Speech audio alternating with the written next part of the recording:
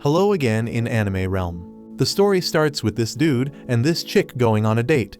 They got this crazy idea to jump into a hardcore river together, tied up and all so they can be together forever. But damn fate pulls a nasty trick on them because out of nowhere, this evil truck kun rolls up, smashing through the forest like a madman and takes them both out. Fast forward a bit, our main man Osamu wakes up, and he's straight up mind blown by what he sees. This fine lady explains it ain't heaven, but she's a guide for peeps like him who end up in this world.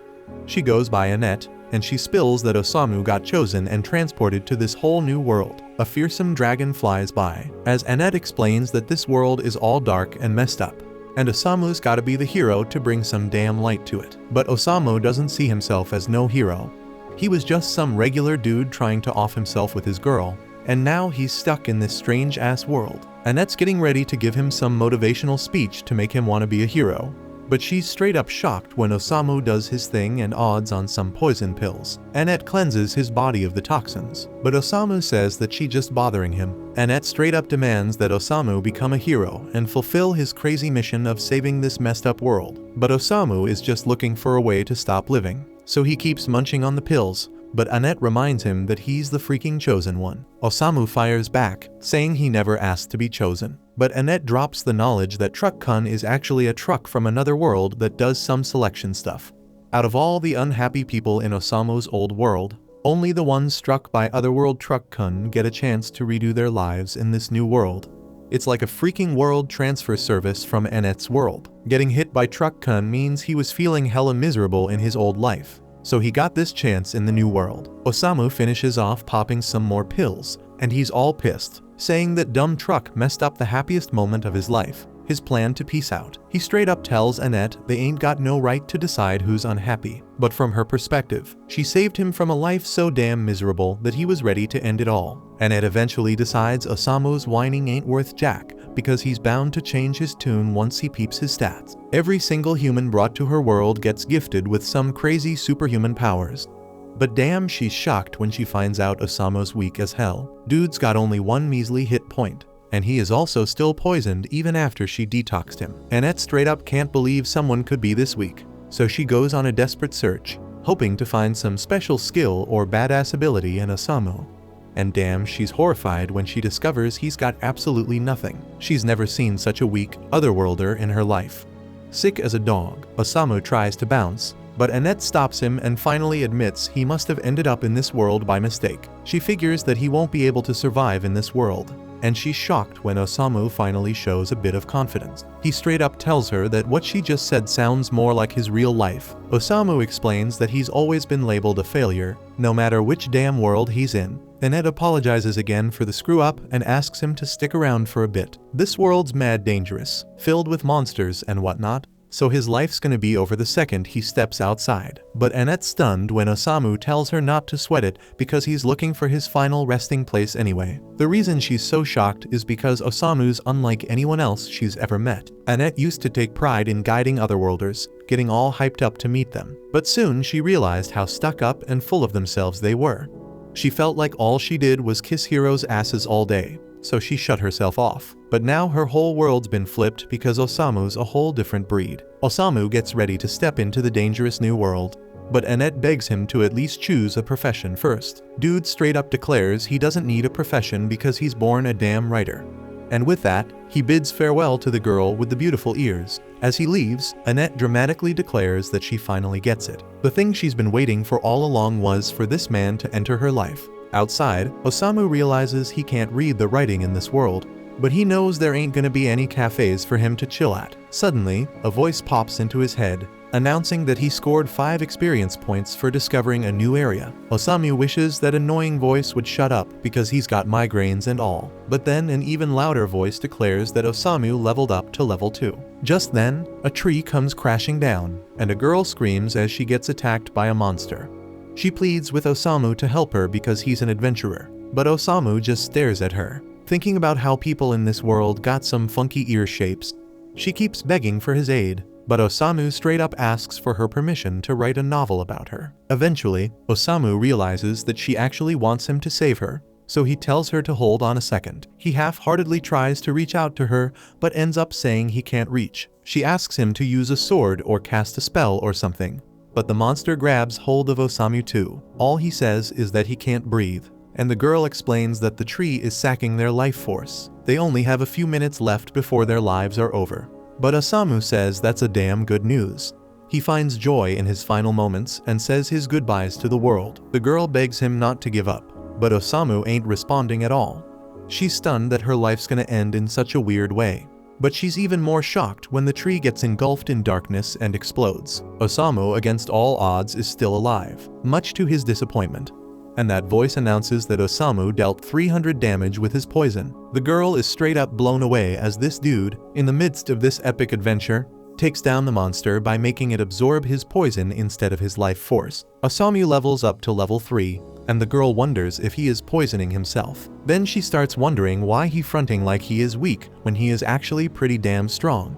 But Osamu explains that this kinda crap always happens to him. Dude wants to stop existing, but somehow he keeps surviving. He's tried to off himself to the afterlife 5 times, but it never goes right. At one point, the girl has no clue why he's so down in the dumps, but she's grateful he saved her life, so she thanks him. She offers to take him to her house so he can rest, and he introduces himself. But when Osamu touches her hand, he's reminded of his girl Sachin and wonders if she ended up in this world too. The girl gets all pissed and tells him her name is not Sachin. She tries to drop her real name on him, but Osamu's already daydreaming about Sachin. The girl gets hella frustrated because he's straight up ignoring her, but he got a legit reason. Osamu just found a purpose to live in this new world. He goes over his last memory with his girl and declares that he gonna find Sachin wherever she is in this world. His declaration ain't exactly what it seems because he wanna find her so they can commit double unalive again. Meanwhile, Annette is praying to the god of her world, hoping they protect Osamu. She also wishing to meet him again someday, and her wish comes true when Osamu comes back. She couldn't be happier to see him, but she's straight up shocked when his new cat girlfriend is there too. Annette can't even believe he already has a girl by his side, but she keeps it cool because Osamu has a question he wanna know if Annette met a girl named Sachin. Annette is straight up horrified to hear there's a third woman in the mix. Osamu bounces because Annette got no info on Sachin, but the cat girl reassures him he gonna find her. She wanna swing by the castle town of Roth before hitting her house, but she is shocked when Annette appears, trying to stop them from holding hands. Annette thinking that's some shameless behavior, but the cat just wanna know why Annette tagging along. Annette is too shy to answer, so the cat figures it out she must be in love with Osamu. Of course, Annette denies it and says it's just her job to protect the weak otherworlder. Being an otherworlder is why the cat realizes Osamu is so damn strong, but Annette says that he is actually weak as hell. The two start arguing about how weak he is, but the cat spills that Osamu killed a monster and saved her life. Annette is horrified because saving her life means they got close, and she starts calling the girl a thieving cat. Right then, Osamu announces he found something dope, a real comfy bed. But it's actually a freaking coffin, and he tells the girls to wake him up when they reach the town. Osamu says goodnight to Annette and Tama, but the cat is all mad because that ain't her name. Osamu was already knocked out though, and Annette shyly points out that he called her the right name. So Annette takes on the task of dragging Osamu in his coffin, but Tama wonders if that really her job as a clergyperson. As they keep walking, Tama's getting fed up with driving that damn coffin around, so she tells Osamu to get out and walk on his own 2 feet.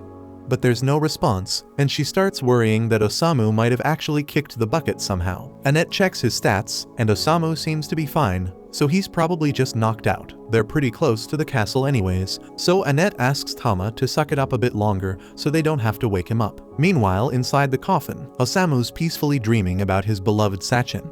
And no matter where she is, he's gonna find her so they can both die together. A while later, they finally reach Roth, the castle town. Annette and Tama open up the coffin to let Osamu out. Osamu takes a look around the town, and he's damn sure now that he ain't in the same world no more. But before they do anything else, Annette suggests they head to the castle and have an audience with the king, but they end up leaving the coffin right in the middle of the road. At the castle, King Thomas and his daughter Charlotte are happy to meet them. And since they gotta be dead tired from a long-ass journey, the king offers them all a place to crash in the castle chambers for the night. But before that, he wants to hear some of Osamu's pleasant experiences. Osamu can't think of too many pleasant things to talk about, but he did enjoy that coffin ride here. So he tells the king he's gonna show him what it's like to sleep in a coffin. Out of context, that might sound like a threat and all. But Annette quickly switches gears and compliments Charlotte on how fine she looks. The king mentions that Charlotte's actually getting married soon, so he's looking for some advice about her suitors. Thomas calls for the dudes to be brought in, and that's when we meet the warrior Gomez and the wandering minstrel of love, Otto. Lately, because of the wrath of the demon lord's influence, monster activity's gone through the roof. But Thomas is too damn old to handle it himself. So he decides one of these two fellas is gonna become Charlotte's husband and the next king of Wrath. Problem is, Charlotte ain't too keen on the idea because she ain't picked a husband yet. That's why he's leaving the choice to a bunch of strangers he just met 10 damn minutes ago. He's making them choose between Gomez and Otto to marry Charlotte. But when the choice pops up, Osamu does the smart thing and says he's never met these dudes before. Charlotte's whole future depends on this decision. So it's stupid to trust a bunch of strangers with it. And if he'd do something like this without even thinking twice, then he ain't fit to be king. The king's left in shock. And after saying that, Osamu turns to bounce while Annette and Tama are frantically trying to apologize for Osamu's actions. They try to explain that Osamu's from another world, so he can be a bit blunt sometimes, but the king says it's cool because he ain't the type to hold a grudge, and it seems like Charlotte's taken a liking to him. Later that night, while everyone else is knocked out, Osamu spends his time gazing out the window. So Annette gets up and asks if he's having trouble falling asleep. Osamu tells her he just never sleeps well.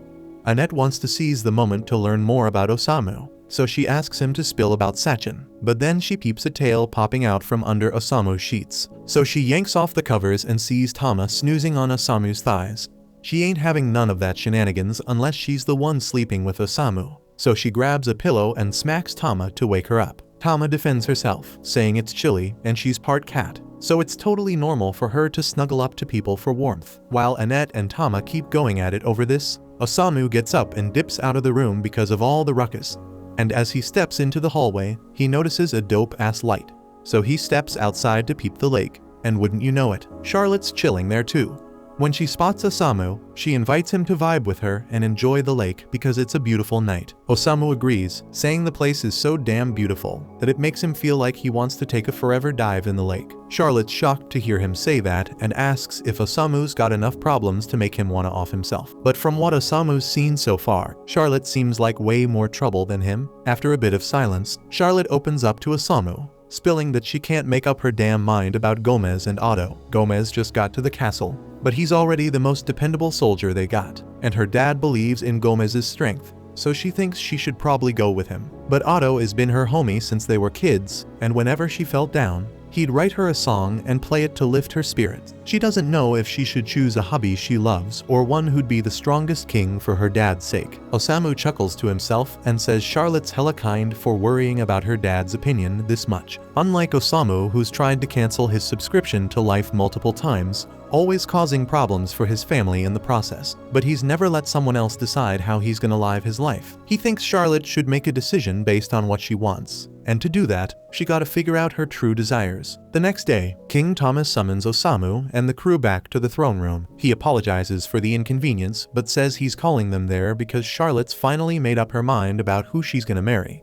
He wants them to be witnesses to her choice. Annette is convinced Charlotte's gonna pick Gomez because she's likely to put the kingdom's needs before her own. Tama, on the other hand, thinks Otto's a way better match for her. Thomas tells Charlotte to walk up to the man she's chosen and speak her vows to him.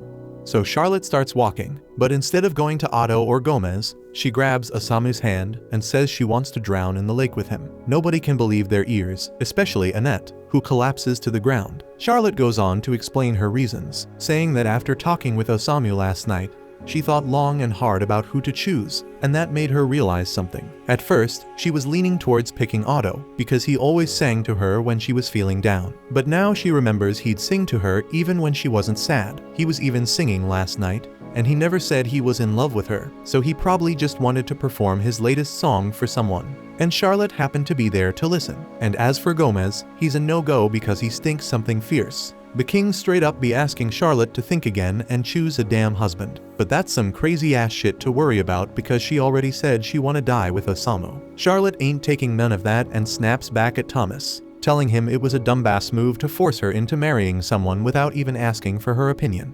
Like, she never even wanted to marry in the first place. Thomas never took a moment to consider her damn feelings. But Osamu, he actually gave a damn about what she thought and respected her decision. Now Osamu gets why Charlotte picked his ass. But before he can respond, Gomez takes off his helmet and says he never would have thought his cover would get blown because of his stench. Then he transforms to his true form as a servant of the Dark Lord, and starts spilling that he planned to snatch up this kingdom by becoming its king and handing it over to the Dark Lord. But that shit's all ruined now that Charlotte saw through his disguise. Osamu looks at Charlotte and asks if she figured out Gomez was a freaking demon, but she ain't got a freaking clue.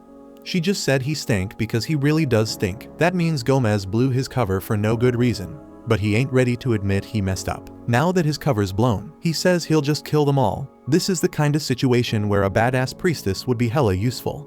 But she still knocked the hell out. Tama tries to wake her up while Gomez is busy dealing with the guards. But damn, the guards ain't lasting long, so Tama has gotta grab Annette's body and bounce to avoid getting squashed by a freaking pillar. Since Annette won't be waking up anytime soon, Tama takes matters into her own hands and starts throwing down with Gomez. She's level 14, so she should be able to hold her own in a fight, and since she'll go against him, Otto offers to play her a song because he's rocking at level 89. Normally, it would give her a boost, but turns out Otto's just playing his freshest track, and it ain't got no special effects. But Osamu seems to be liking that hood classic song. Tama ain't got no other choice but to start whooping ass on her own. As Gomez charges at her, Tama ducks and lands a kick straight to his face. She follows it up with a cat punch, but it doesn't do much damage to Gomez, so he sends Tama flying in return. He then says he's going to put everything into his next attack and tear Tama to shreds. But before he can do that, Osamu grabs his attention and asks Gomez to eliminate him and Charlotte first. Gomez thinks Osamu's playing around, but Osamu tells him that now that Charlotte's free from her dumbass father's grip, her first wish is to go out with a bang alongside Osamu. And Osamu ain't one to pass up a chance to die, so he asks Gomez to do him this favor.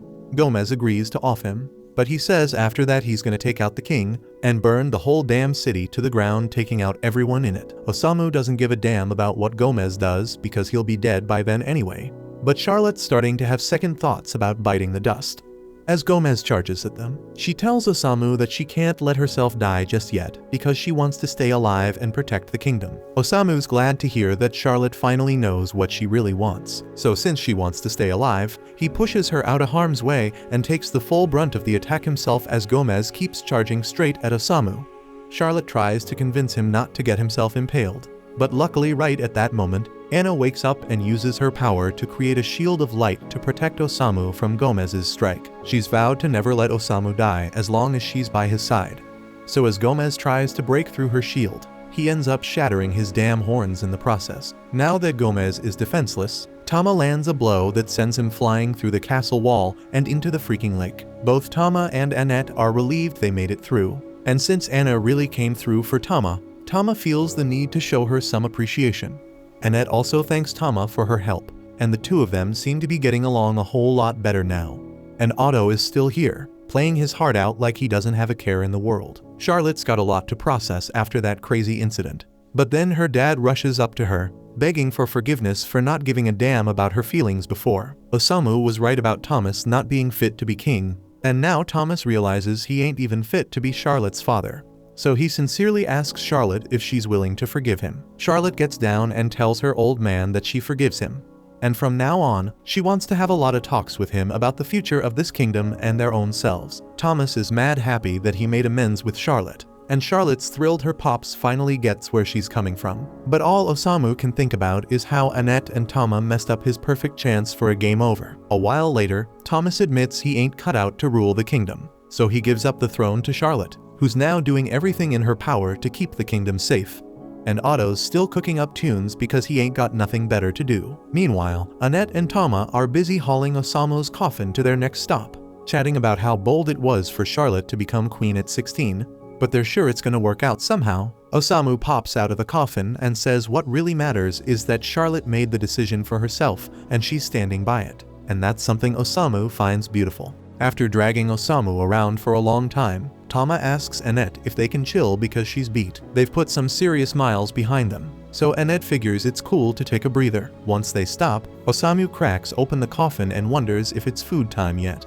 Annette offers him some bread, But this dude Osamu's all about that boiled tofu, so if she ain't got any, he's just gonna go back to sleep. After the break, Tama asks how much longer till they hit the house. And since Annette's holding the map, she says it looks like we got a few more days before they reach her hometown. But before that, Annette asks to make a stop at This Is Waitin' Temple. Tama ain't care about the delay, but she asks why Annette needs to go there, prompting her to start explaining the isekai process. Usually, peeps from other worlds come into this realm through one of 4 temples and then head off to battle the Dark Lord. But since Osamu's mission is to find Sachin instead of taking down the Dark Lord, Annette wants to check out the temples to see if they can dig up any info on where Sachin's at. But if luck ain't on their side, they might have to globe-trot their way around. But Annette's all in, ready to ditch it all for Osamu. Real talk, she ain't want Osamu going toe-to-toe with the Dark Lord, even though it's her job to convince folks to do just that. She's just looking out for Osamu, not trying to see him in harm's way. Tama calls her out, saying she's smitten with Osamu. Annette denies any impure intentions, even if it's painfully obvious at this point. She claims Osamu breathed new life into her work when she was feeling burnt out,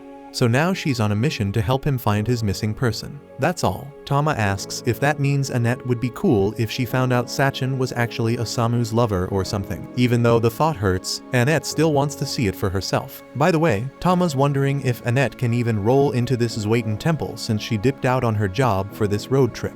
Annette ain't sweating it because she's tight with the head honcho at This Is Waitin' Temple, and it ain't like she ghosted her work either. She had her familiars drop off her official resignation letter for her, and coincidentally, that same familiar is back and munching on Osamu's head. After patching up Osamu, Annette gripes about her sidekick always stirring up trouble, and now that she's vocalizing it, she's realizing it was a mistake letting that thing handle the delivery of her resignation letter. Her suspicions hit the bullseye when her familiar vomits her letter, making it seem like she ghosted her work without a heads up, and she's pointing fingers straight at the familiar. Watching the familiar fail so hard at its one job lights up Osamu's face with a smile, seeing as he's a bit of a failure himself.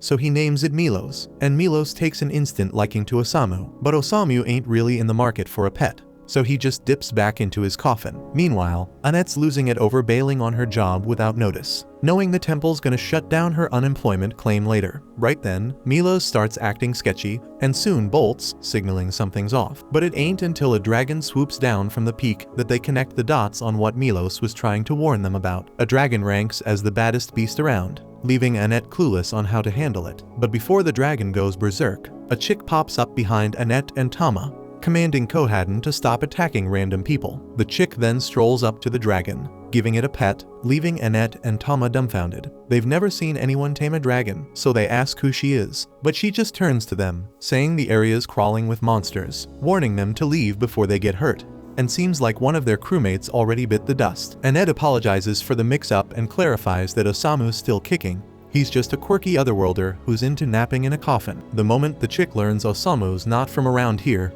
a switch flips in her head, tossing off her cloak to reveal she's a dragon girl, vowing to wipe out all the otherworlders. The sheer power radiating from her is off the charts, so when she zaps a blast their way, Annette barely manages to block it for a hot second with her shield. But her shield ain't cutting it as the blast still packs a punch. They are left scattered on the ground, realizing this dragon chick's power is on a whole another level. Still, they ain't backing down when it comes to protecting Osamu, so they rise up ready to throw hands once again. But this dragon girl ain't having none of their interference, so she brings down heavy pressure, forcing them back to the floor. While they're pinned, she stands over them, letting Annette peep the mark on her neck. A mark Annette knows is that of the wrathful Dark Lord. This Dark Lord's about to end Annette and Tama. But before she can do the deed, Osamu steps up, telling her to chill with the violence towards the others. He tells her she's got beef with folks from other worlds, and that means the one she's after is him. So Osamu tells her she can do whatever she pleases to him, and since he ain't resisting, the Dark Lord agrees to leave the others be. In a split second, she punches right through Osamu's chest. As he hits the floor,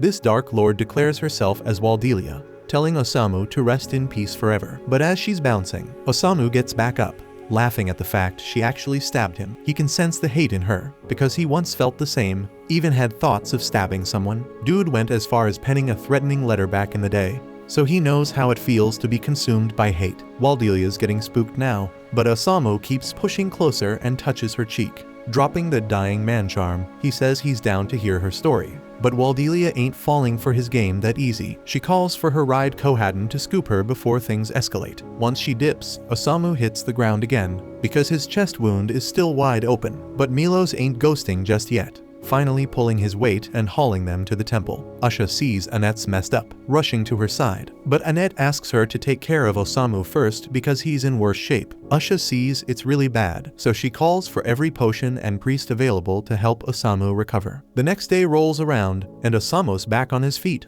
But he ain't cool with that, so the first move he pulls is snagging a bottle of poison to drink. While he's on that mission, Annette gives props to Asha for all her help and promises to return the favor down the line. Annette then drops a question about this otherworlder named Sachin to Asha, but Asha's drawing a blank on that name. Asha figures Sachin must be posted up at some other temple. More importantly, Asha asks Annette why she's suddenly rolling with an otherworlder. She was shocked when she heard Annette bailed on her work. But deep down, she's low-key relieved because she knew Annette was too soft-hearted for that line of work. But Asha ain't down with Annette teaming up with an otherworlder because she's seen firsthand that most of them are just shady characters. These folks get divine gifts to take down the Dark Lord, but they all call their gifts as overpowered skills and use them for dumb shit like starting a failing rap career.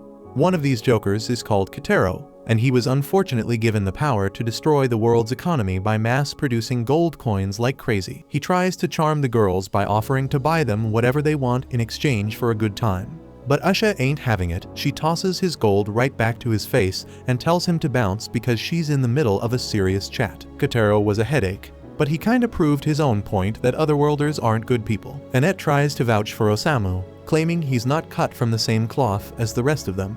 But Asha ain't buying it because Osamu's vibes scream trouble. Asha warns Annette that sticking by Osamu will lead to ruin. But Annette stands firm that Osamu ain't a bad influence because she's seen herself change for the better since linking up with him. But Annette's defense about Osamu being a positive force takes a hit when he rolls up asking for cash to score drugs, and she gladly hands him whatever he needs. Asha starts thinking Annette might be too deep in the mix if she's already this tied to Osamu. Asha's at least curious about Osamu's gift, but she's thrown for a loop when Annette spills that Osamu ain't got no gift at all. Even though he ain't got no gift, Osamu still put himself on the line to shield Annette and Tama from the Dark Lord. But this news hits Asha even harder because the Dark Lord supposedly bit the dust 7 days back at the hands of some otherworlders. Next thing you know, we're peeping the throne all stained up from the former Dark Lord's blood, with the otherworlder who took him out chilling on it. Meanwhile, Waldelia's lurking in the shadows, swearing to avenge her old man's death. Later on, Annette links up with Tama and drops the bomb that the Dark Lord got taken out a week back. Asha got wind of it from the church recently,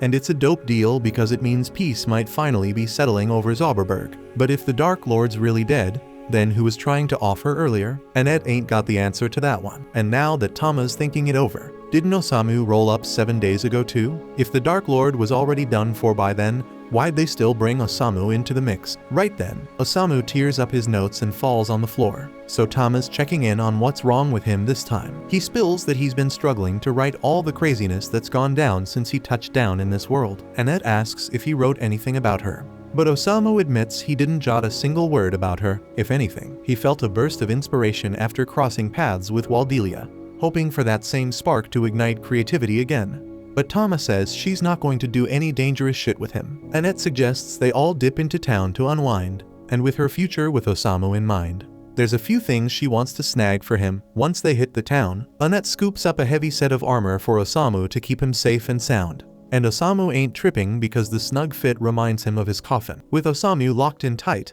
Annette and Tama jet off to do some more shopping. So Annette warns Osamu to stay put while they're out. A while later, Asha's walking through town when she spots a crew of kids gathered around a massive suit of armor, and she's shocked to find Osamu snugly sitting inside. Brushing off the curiosity about why he's rocking that heavy gear, Asha drops the bomb that she's got something to chat with Osamu about. She lays it down that from here on out, Annette's leaving with her because she's convinced sticking with Osamu will only lead to misery. Asha orders Osamu to cut ties with Annette immediately, but Osamu just flashes a smile and tells her that it's Annette's call whether she stays with him or not. Asha can't make that call for her. Plus, how can Asha be so certain Osamu's gonna bring Annette down when she knows any shit about him? And just because he's an otherworlder, Asha's jumping to conclusions that Annette's better off without him. Right then, Asha catches a weird sound, and as she goes to check it out, She catches Kotaro bringing in another otherworlder called Suzuki to the scene. Suzuki spills to the crowd that the Dark Lord finally got taken down. So the whole crew starts cheering for the otherworlders who set them free from the Dark Lord's grip. But Suzuki corrects them because he ain't calling it freedom. It's more like they got a new boss in town. He declares that from now on, the otherworlders are running the show, and he's taking charge of the town. So he demands everyone to bow down to him. Just then, Kotaro spots Annette and calls her out for being one of the elves who smacked his face with coins. So Suzuki jumps up and starts barking at her for laying a hand on an otherworlder, and he's making it crystal clear that she won't be pulling a stunt like that again. After placing his hand on Annette's head, Suzuki activates his skill, and within moments, Annette's eyes go dark as she falls completely under his control. Tama notices something seriously wrong, and realizing Suzuki has messed with Annette, so she grabs Kotaro by the jacket and demands to know what happened. Kotaro just smirks and tells her there's nothing she can do now that Suzuki's skill is in play, and he breaks it down that anyone Suzuki touches becomes his mindless puppet.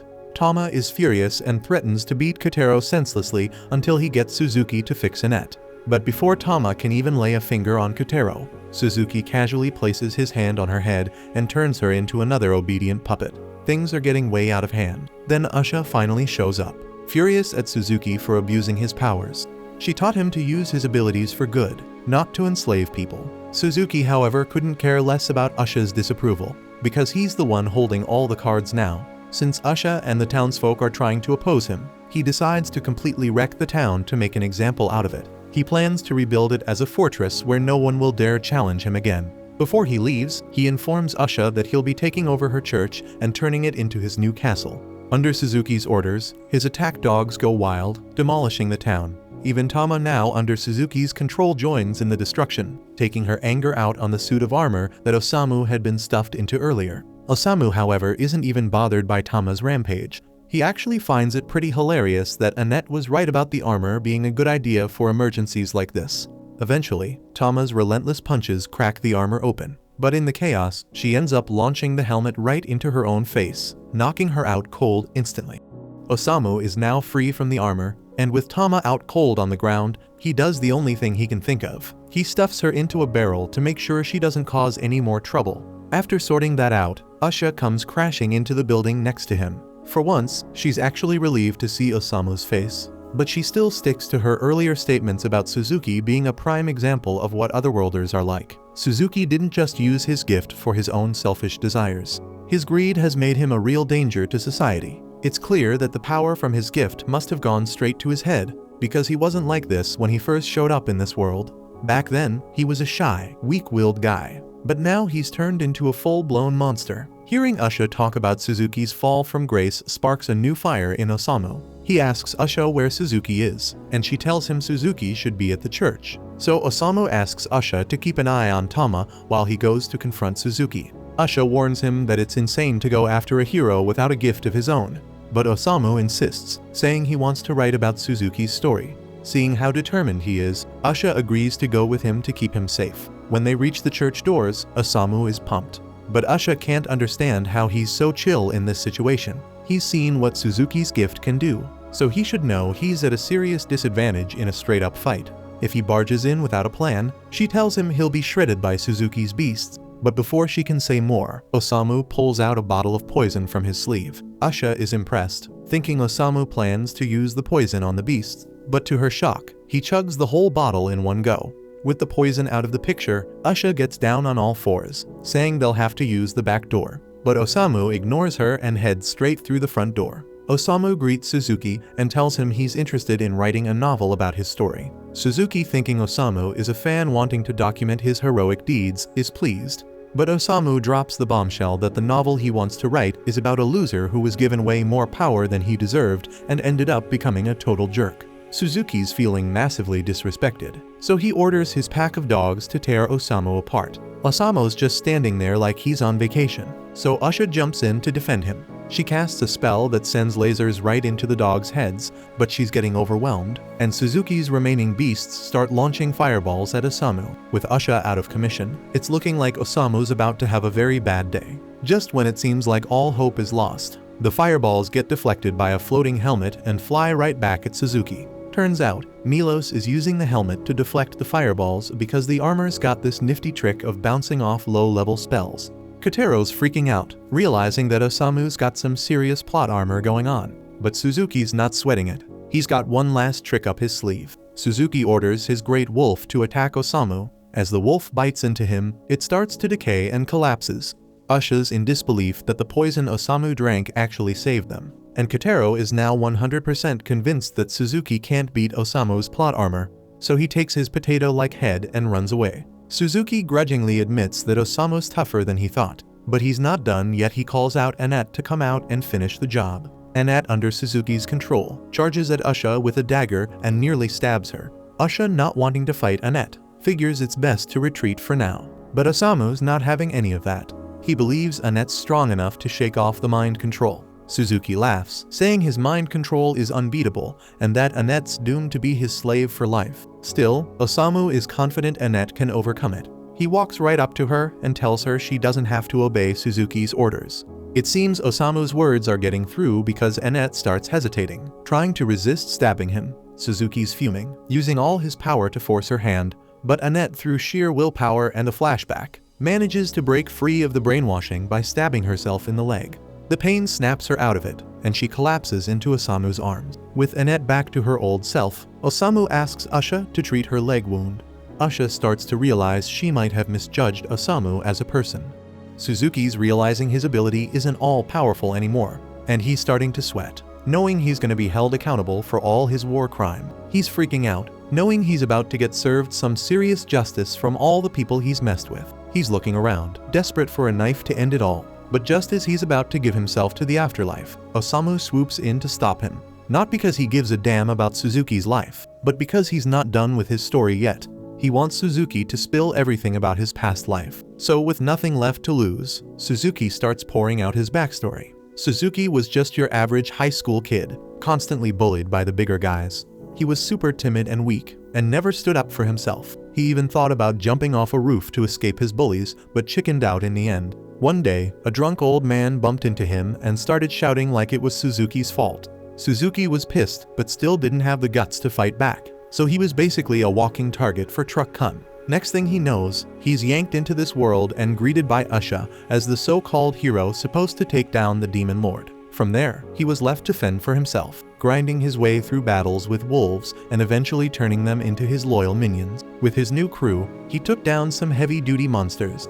He thought things were finally looking up for him, but as he walked through the town, he realized that even with all his new power, people still treated him like a nobody, just like back on Earth. The thought of getting bullied again pushed him to his breaking point. He'd suffered endless torment on Earth, and now he's being hailed as a hero here. But he had no real motivation to save this new world or play the hero role. Even when he tried to act like a villain, he couldn't pull it off. Osamu's digging Suzuki's story because it wraps up his novel nicely. It's about a pitiful guy who could never be a true hero, stuck as a villain due to his own weakness and outcast no matter where he goes. So Osamu decides to call the novel Isekai Shikaku, as he names it. Pages from the novel start floating around Suzuki, making it all kinds of surreal. Then Osamu thanks Suzuki for the story, saying it helped him finally write something he's actually cool with. But he's still not calling it a masterpiece, so he grabs a page from the novel and rips it to shreds. As he does this, a magic circle pops up beneath Suzuki. Usha and Annette recognize it as the summoning circle they used to bring heroes to this world, but this time, it's working in reverse. In a flash of light, Suzuki is sent back to Earth. Annette checks Osamu's status screen, and to her shock, sees he now has a gift that wasn't there before. Usha figures it must be some special skill that only works against otherworlders.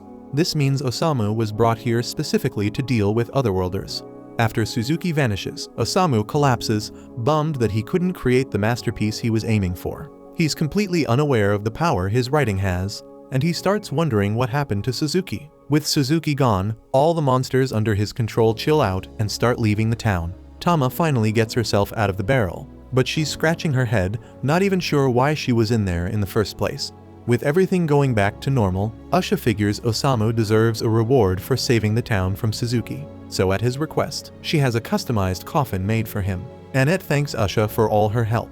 But before she heads out, Usha wants to have a serious talk with her. She says it's likely Osamu is a huge hero in this world, which means traveling with him is going to be insanely dangerous. But Usha's seen Annette's willpower and thinks she can handle whatever comes her way. So she asks Annette to back up Osamu as best as she can. After that, the group is set to continue their journey, with Tama and Annette grabbing the ropes to haul Osamu's coffin. Before they leave, Usha has one more question for Osamu. She's been mulling over Suzuki's downfall. Suzuki was a decent guy before he got his powers and came to this world, so Usha wonders if he turned bad just because he was summoned. Osamu's got a different take. He says while Suzuki's story as a hero here is done, his story back on Earth is still in play. It's up to him to turn things around and make a difference. And then we see Suzuki on Earth after he got a job and decided to change his life for the better. After Osamu and the gang left, Usher rolled up to the church headquarters to fill them in on what happened. When she arrives, she spots her co-worker, Wolf, sitting around and drinking away his problems. She's pretty shocked he's already hitting the bottle in the morning, but Wolf shrugged it off, saying his job was way more stressful than hers.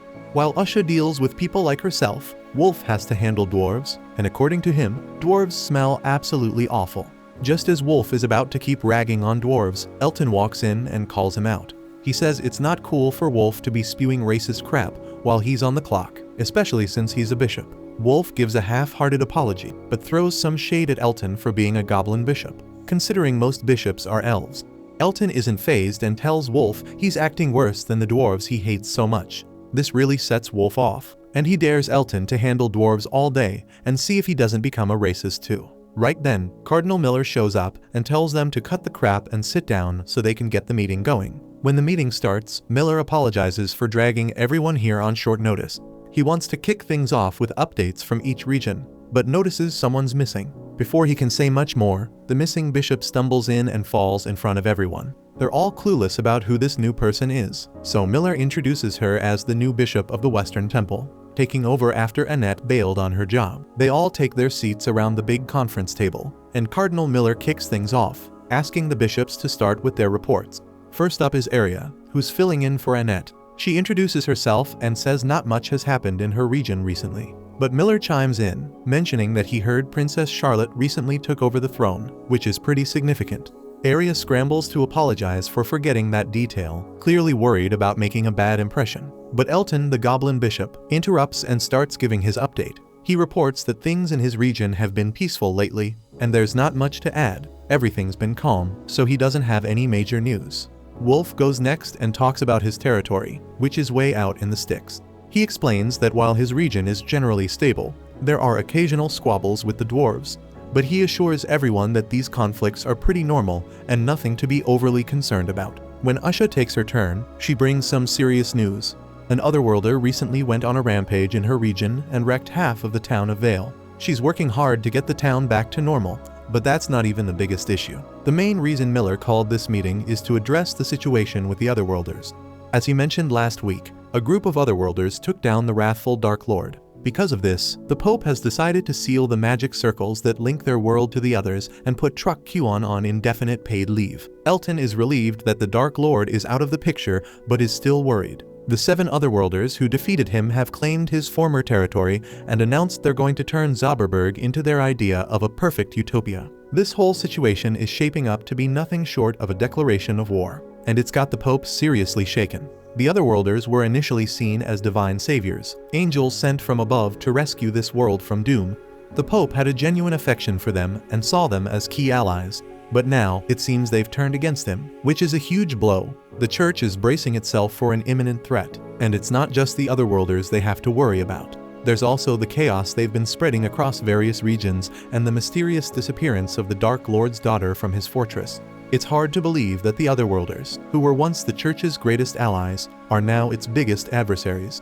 If they join forces, they could end up being a far greater threat than the Dark Lord ever was.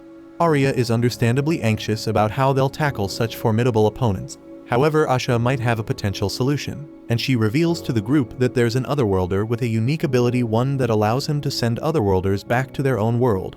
This revelation shocks everyone, but if Usha's theory holds water, then Osamu's gift might just be the key to sending these invaders back where they came from. Just as they're digesting this news, the Pope makes a surprise appearance. His arrival catches everyone off guard, but he's visibly relieved to hear about this potential solution. He asks Usha to provide more details about this person with the remarkable ability. Meanwhile, within the Dark Lord's former domain, 2 of the 7 otherworlders who helped defeat him are staying behind in the castle. The remaining 5 have dispersed to different regions, each intent on claiming new territories for their emerging empire, and the 2 left behind are eagerly watching to see how things will unfold. Back with Osamu and the others, they finally reach their destination. Tama is thrilled at the prospect of a good night's sleep in a real bed, but then she gets a system notification thanks to all the coughing and hauling she's been doing. Her level has jumped to 17. Leveling up is usually great news, but Tama's less than thrilled about how it came about. Then Annette decides they should start by finding an inn for the night. But then a voice pipes up, saying there's a good spot down the road. Annette looks up and sees a little kid perched on a signpost. He offers to give her some tips on navigating the town since she's new here. The kid spills that there's a hero dispatch service in town, where otherworlders team up with groups that aren't so confident in their skills. They basically make sure the mission goes smoothly and everyone stays safe. The kid says he came up with the idea himself, but as soon as he mentions otherworlders, Tama's face goes pale. She's got flashbacks of what Kotaro and Suzuki pulled, so she's not interested at all. The kid's confused why Tama hates otherworlders so much, especially since they're the ones who saved the world. But he moves on and offers to introduce them to an otherworlders right away, but for a small fee of course. He asks for 40,000 Geniko for the intro, but Tama's not having it, since she doesn't want to spend that much money. Annette, on the other hand, is all about spending that cash if it means getting a strong hero to keep Osamu safe. The kid thinks she's talking about guarding a coffin, so he starts going off about how the dead guy would probably appreciate having his body protected. Just then, Osamu pops out of the coffin and tells the kid he's not dead yet, though he kinda wishes he were. The kid freaks out, but Tama reassures him that, despite how he looks, Osamu's also a hero. The kid's not convinced though, and he snatches the money from Annette and says he'll bring the hero to their inn later tonight. Tama's still skeptical, but she admits having a strong hero on their team would be great since she wouldn't have to lug the coffin around anymore. But Annette, on the other hand, actually enjoys pulling the coffin. Later that night, Annette and the others are hanging out at the inn, waiting for Nerm to show up like he promised. But then Osamu tells Annette straight up that the kid isn't coming, and that she's been scammed. The innkeeper overhears and asks if they're waiting for a kid named Nerm. When Annette confirms, the innkeeper breaks it to them that Nerm is known around town as a young con artist. He's never even met a hero, so there's no way he could introduce Annette to one like he claimed. Annette's devastated about losing 40,000 Geniko, and Tama tries to calm her down. Osamu's curious about Nerm, so the innkeeper explains that Nerm is an orphan who just showed up in town one day and has been scamming unsuspecting travelers ever since.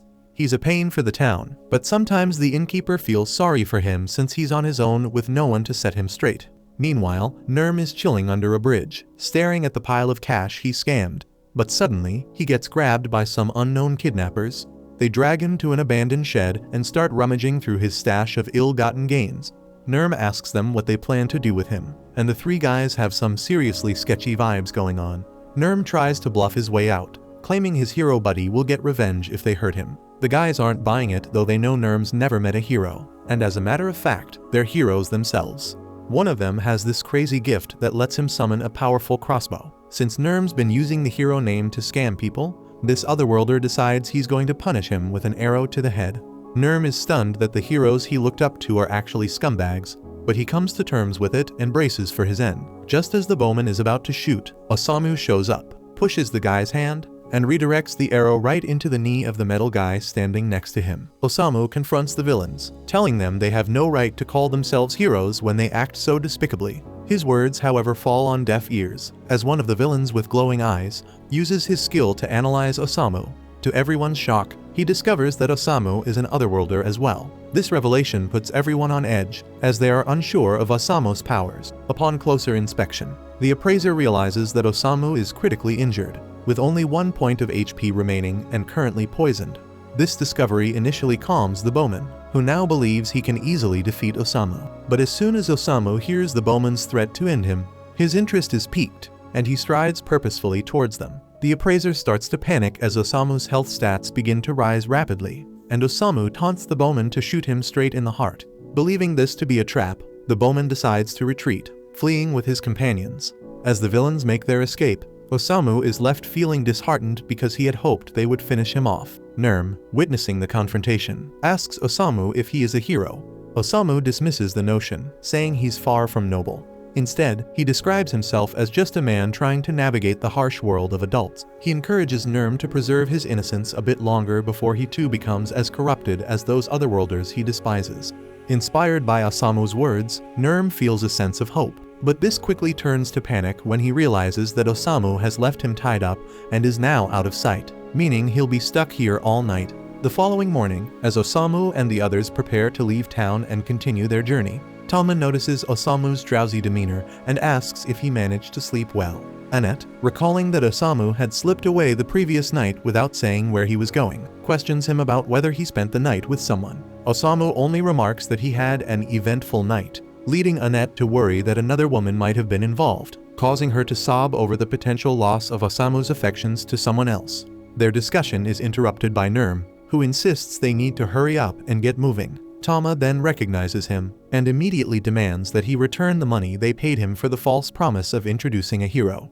Nurm insists he did not lie, claiming that he is indeed the hero he promised, although he admits he isn't particularly strong. The scene shifts to the group on their journey, where Osamu suddenly hears an announcement in his head that he's discovered a landmark called Grun Castle. The voice makes him want to crawl into a hole and die, and Nurm notices his distress, and he is a bit concerned. Nurm mentions it to the others, but they brush it off. This sort of thing has become all too common. Tama then casually asks Nurm to take her place dragging the coffin. Nurm isn't thrilled, but he steps in anyway, and soon the city of Grun comes into view. As they approach the gates, they spot an inspection checkpoint. Tama confidently assures them she can get them through, claiming she's somewhat of a local celebrity. But as soon as the guards recognize her, they surround the group and promptly arrest them. The scene cuts to them in a dank dungeon, where Annette is praying to God for deliverance. But it's clear that divine intervention isn't coming. Nurm mentions that the guards have taken Tama to another cell and starts speculating that they might be in this mess because of her. He even wonders if Tama had the guts to steal from royalty or commit some other heinous crime.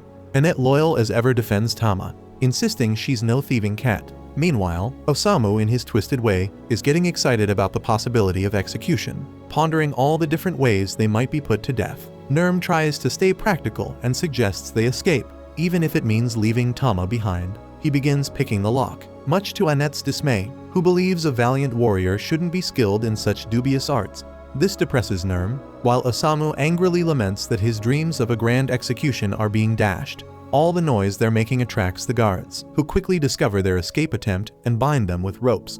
Osamu, still weirdly optimistic, asks if they're going to be executed, and the guards can't help but think he's a total creep for actually being happy about it. Later, Osamu and the others are brought before King Siberian. The minister Briard informs them they'll be executed for their crimes. Annette and Nurm are baffled, having no idea what crimes they're being accused of. The king then reveals that they're being sentenced for kidnapping his daughter Matilda, and it's a crime worthy of execution in his eyes. Tama then strides into the throne room and immediately clears the air, telling her father that she wasn't kidnapped.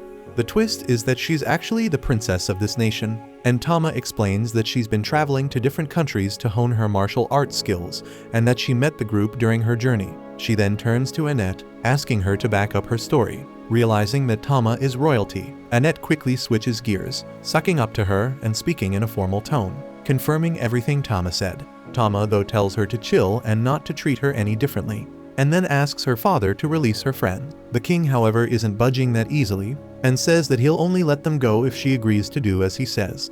Specifically, he wants her to swear to stop her reckless adventures and start acting like the royal she is, just like her late mother. Tama isn't thrilled with this at all, but considering her friend's safety, she reluctantly agrees to her father's terms. She tells her friends that this is where their journey together ends and leaves, thanking them for everything. Osamu and the others are then released, and we catch up with them later at a tavern. Nurm is devouring food like there's no tomorrow, while Osamu, still hung up on missing out on his grand execution fantasy, swallows a bunch of poison pills in a depressed daze.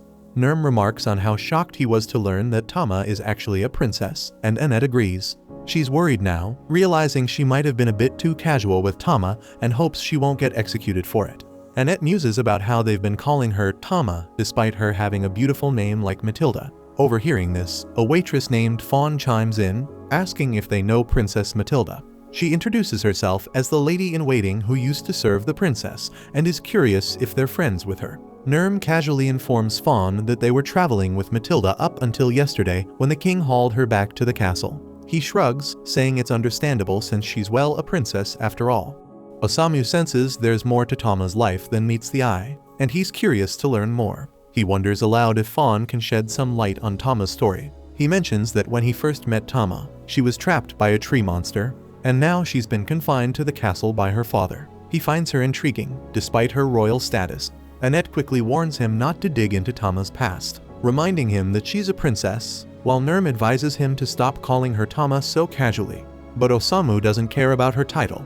To him, she'll always be Tama. Hearing his genuine sentiment, Fawn agrees to share Matilda's past. Meanwhile, elsewhere in the castle, Tama reflects on the surprise on Nurm and Annette's faces when they discovered she was a princess. She notes that Osamu in contrast remained his usual self, and she wonders what they're up to now. Just then, she notices a man standing on the roof of the throne room, and suddenly, the roof collapses. The king rushes to see what's happening and finds a man casually sitting on his throne. The man expresses excitement at the thought of tasting demi-woman flesh. The king demands to know who he is, and the man introduces himself as Kaibara, claiming to be one of the 7 heroes who defeated the Dark Lord and saved the world. However, he now goes by the title Fallen Angel of Gluttony, and the king realizes with horror that Kaibara is one of the infamous 7 fallen angels. The king is shocked and wonders why Kaibara has come here, and Kaibara calmly explains that he intends to devour the entire nation. Sensing Kaibara's overwhelming power, the king realizes that he is gifted. The soldiers accompanying the king refuse to let Kaibara have his way and charge at him. But Kaibara, using his gift, summons enormous fangs that devour the soldiers.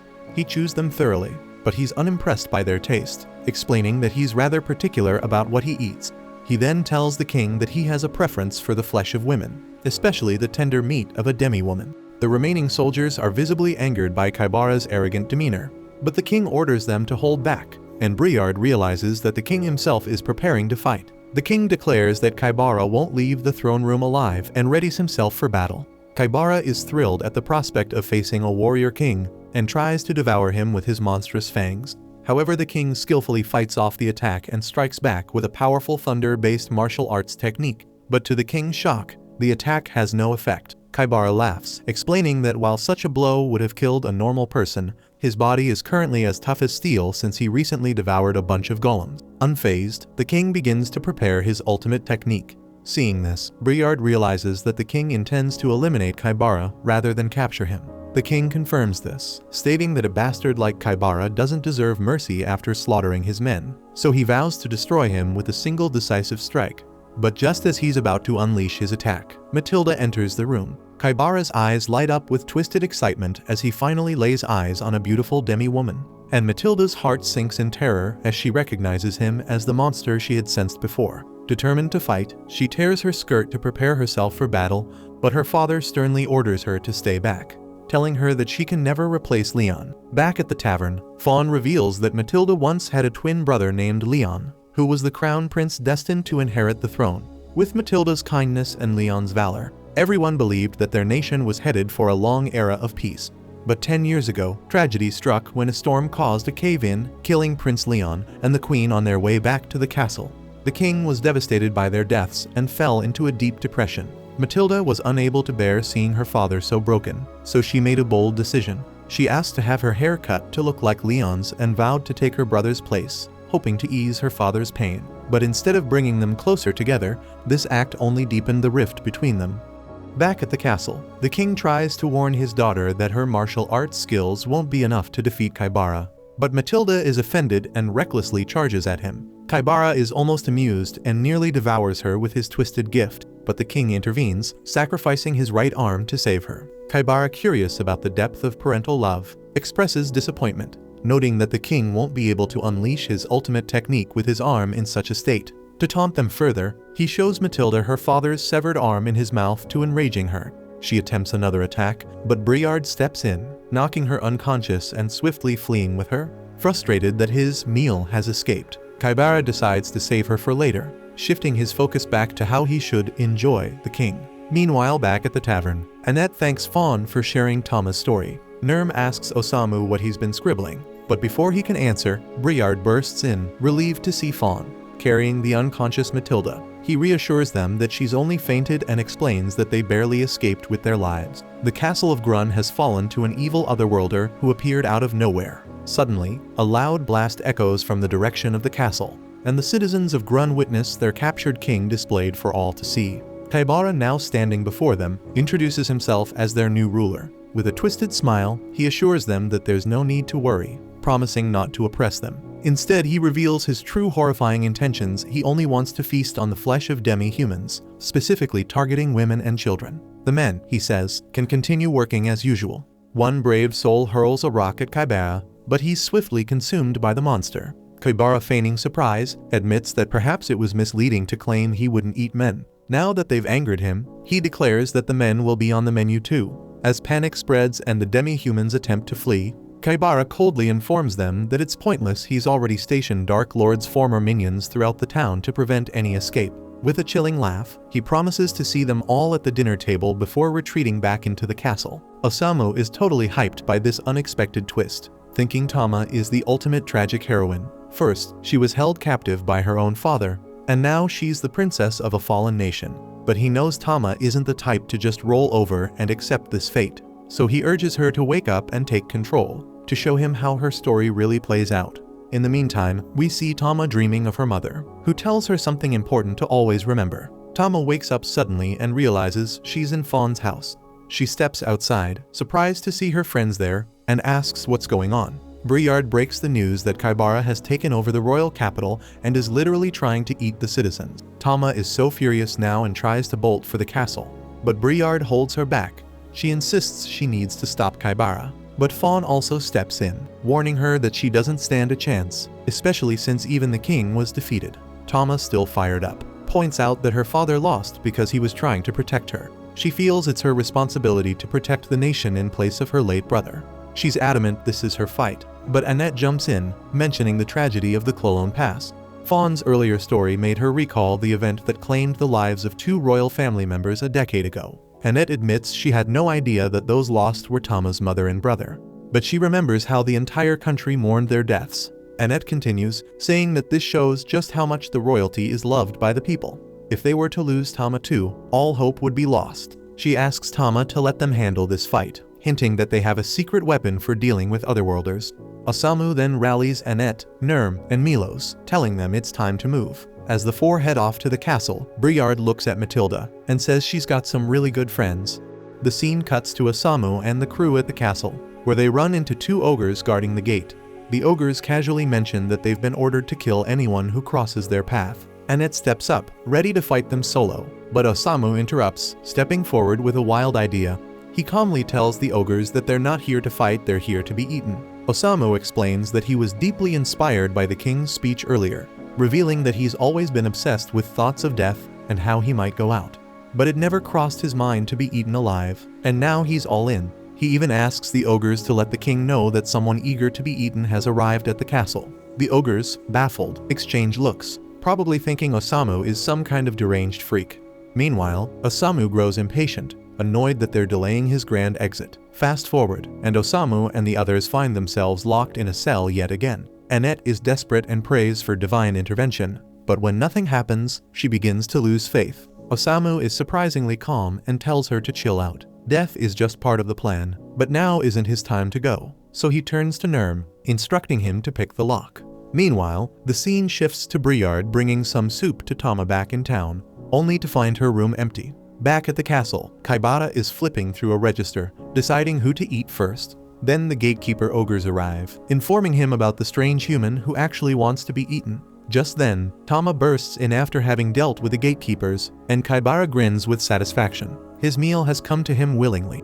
Tama suddenly recalls her childhood, sitting on a tree branch, watching as her father trained her brother Leon in the art of fighting. Leon, despite being naturally gentle and hating the very idea of violence, was pushed into learning how to fight. Tama, on the other hand, was a fiery tomboy, burning with the desire to learn those very same skills. But every time she asked to join in, her father would shut her down, telling her to get back to the kitchen with her mother, as if that's where she belonged. Snapping back to the present, Tama swore to herself that today she'd prove her strength to everyone. While Kaibara grinned from ear to ear, thrilled to see her, knowing she'd walk right into his trap the moment he used her father as bait. Rising from his throne, he taunts her, saying he loves to play with his food, and kicks a demon lying at his feet straight at Tama.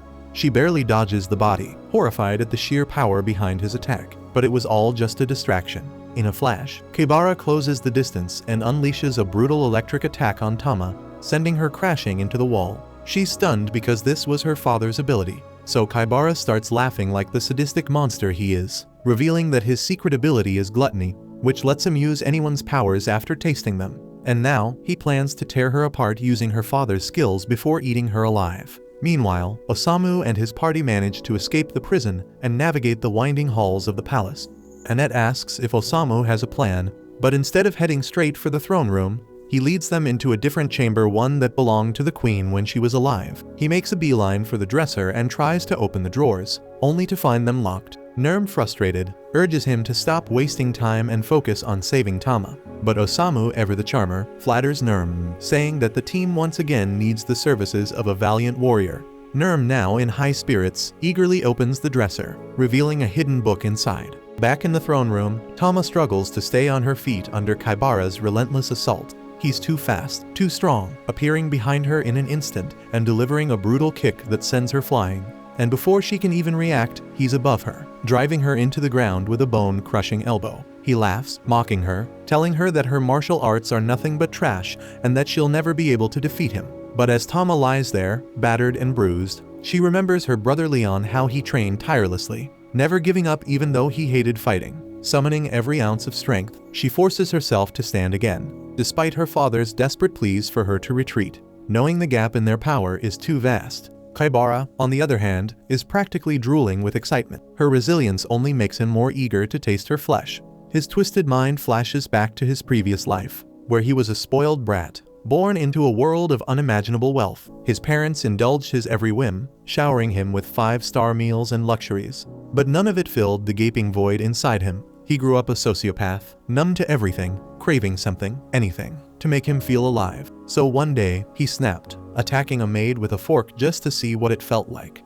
His bodyguards had to drag him off her, but thanks to his rich parents, he faced no consequences.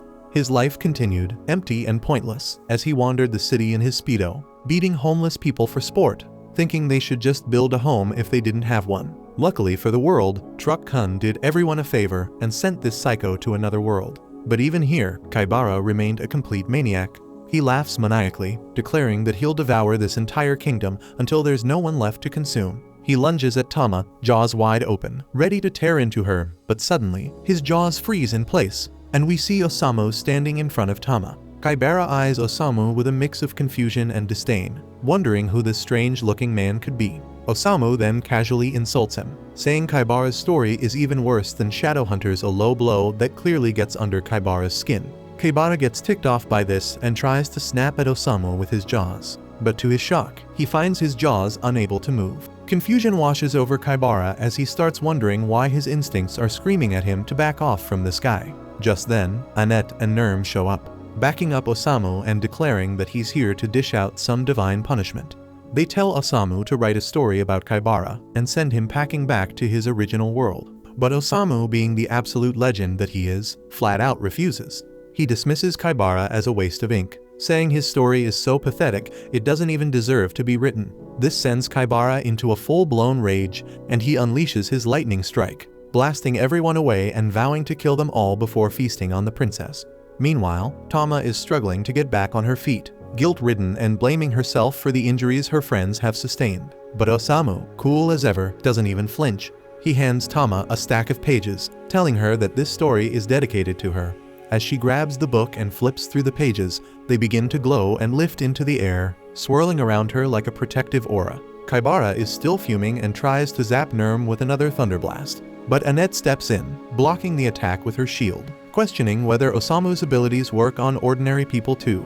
Osamu then turns to Tama, praising her resilience and kindness, acknowledging how she was willing to sacrifice herself for the happiness of her friends. He explains that her attempts to take on her brother's role and help her father move on from his death were noble but ultimately unrecognized. Osamu tells her that she has two choices. She can either become the ideal princess her father wanted or step into her brother's shoes as the prince.